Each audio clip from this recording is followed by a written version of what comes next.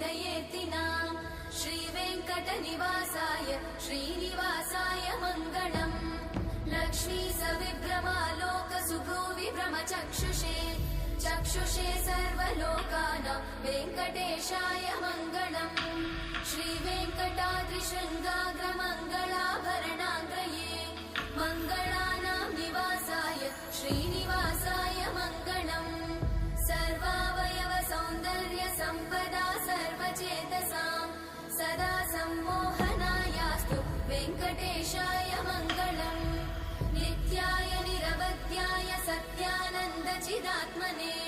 सर्वान्तरात्मने श्रीमद् वेङ्कटेशाय मङ्गलम् स्वतः सर्वविदे सर्वशक्तये सर्वशेषिने सुलभाय सुशीलाय वेङ्कटेशाय मङ्गलम्।